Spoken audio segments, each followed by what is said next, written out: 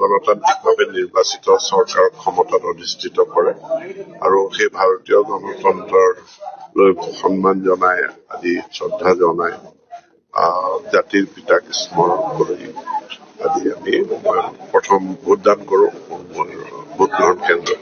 গণতান্ত্ৰিকভাৱে নিৰ্বাচিত চৰকাৰক ক্ষমতাত অধিষ্ঠিত কৰে আৰু সেই ভাৰতীয় গণতন্ত্ৰৰ লৈ সন্মান জনাই আদি শ্ৰদ্ধা জনাই জাতিৰ পিতাক স্মৰণ কৰি আদি আমি প্ৰথম ভোটদান কৰো ভোট গ্ৰহণ কেন্দ্ৰত।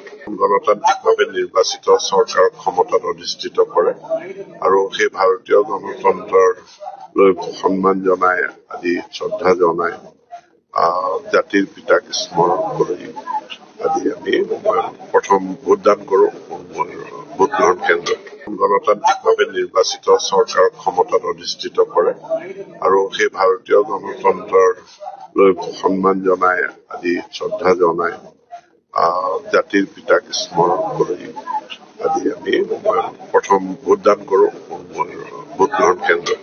গণতান্ত্ৰিকভাৱে নিৰ্বাচিত চৰকাৰক ক্ষমতাত অধিষ্ঠিত কৰে আৰু সেই ভাৰতীয় গণতন্ত্ৰৰ লৈ সন্মান জনাই আদি শ্ৰদ্ধা জনাই জাতিৰ পিতাক স্মৰণ কৰি আদি আমি প্ৰথম ভোটদান কৰো ভোট গ্ৰহণ কেন্দ্ৰত। গণতান্ত্ৰিকভাৱে নিৰ্বাচিত চৰকাৰক ক্ষমতাত অধিষ্ঠিত কৰে আৰু সেই ভাৰতীয় গণতন্ত্ৰৰ লৈ সন্মান জনাই আদি শ্ৰদ্ধা জনাই জাতিৰ পিতাক স্মৰণ কৰি আদি আমি প্ৰথম ভোটদান কৰো ভোট গ্ৰহণ কেন্দ্ৰত। গণতান্ত্ৰিকভাৱে নিৰ্বাচিত চৰকাৰক ক্ষমতাত অধিষ্ঠিত কৰে আৰু সেই ভাৰতীয় গণতন্ত্ৰৰ লৈ সন্মান জনাই আদি শ্ৰদ্ধা জনাই জাতিৰ পিতাক স্মৰণ কৰি আদি আমি প্ৰথম ভোটদান কৰো ভোট গ্ৰহণ কেন্দ্ৰত।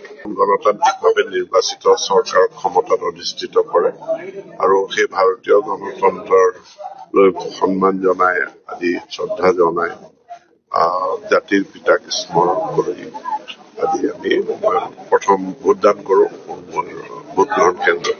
গণতান্ত্ৰিকভাৱে নিৰ্বাচিত চৰকাৰক ক্ষমতাত অধিষ্ঠিত কৰে আৰু সেই ভাৰতীয় গণতন্ত্ৰৰ লৈ সন্মান জনাই আদি শ্ৰদ্ধা জনাই জাতিৰ পিতাক স্মৰণ কৰি আদি আমি প্ৰথম ভোটদান কৰো ভোট গ্ৰহণ কেন্দ্ৰত।